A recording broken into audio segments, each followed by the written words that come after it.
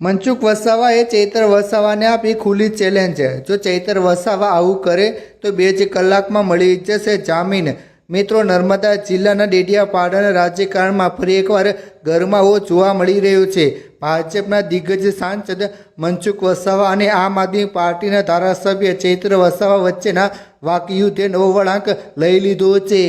તાજેતરમાં કાર્યક્રમ દરમિયાન સાંસદ મનસુખ વસાવાએ જાહેરમાં આમ આદમી પાર્ટીના નેતાઓ અને ચૈતર વસાવાને વિકાસના મુદ્દે ડેડિયાપાડામાં આવીને ખુલ્લી ડિબેટ કરવાની પડકાર ફેંક્યો છે।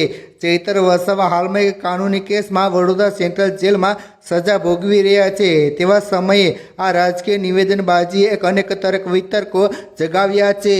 મિત્રો, સાંસદ મનસુખ વસાવાએ તેમના સંબોધનમાં વિકાસના કામોનો મુદ્દો ઉઠાવ્યો છે। તેમણે સ્પષ્ટ શબ્દોમાં જણાવ્યું છે કે ડેડિયાપાડા વિસ્તારમાં જોવા મળતા રોડ, રસ્તા, વીજળીકરણ અને ખાસ કરીને નારાયણદાસ મહારાજ પાસે બનેલા 3 થી 4 પુલ એ ભાજપ સરકારની દેન છે।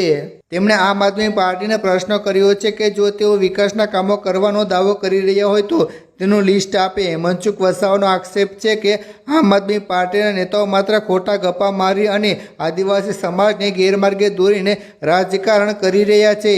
પરંતુ મનસુખ વસાવા દલીલ સાથે સહેજ પણ સહમત નથી। તેમનું માનવું છે કે ચૈતર વસાવા આદિવાસી સમાજ માટે નહીં પરંતુ પોતાના અંગત પરિવારના પ્રશ્નોને જમીનના વિવાદોને કારણે કાયદાના સકંજામાં આવ્યા છે।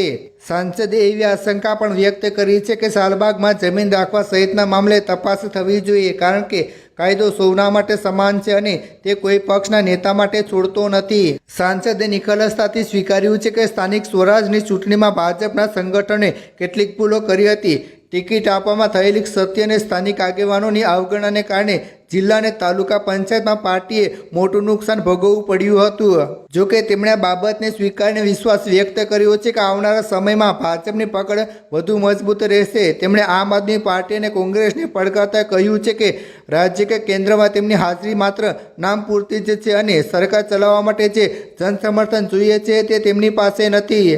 મિત્રો, સમગ્ર ઘટનાક્રમ નર્મદા જિલ્લાના રાજકારણને એક નવા વળાંક પર લઈ આવ્યો છે। એક તરફ આમ આદમી પાર્ટી ચૈતર વસાવાના સમર્થનમાં 24 તારીખે જનસંમેલન યોજી રહી શક્તિ પ્રદર્શન કરવાની તૈયારીમાં છે, તો બીજી તરફ સાંસદ મનસુખ વસાવાએ વિકાસ અને કાયદાના મુદ્દે તેમને ભીસમાં લેવાનો પ્રયાસ કર્યો છે।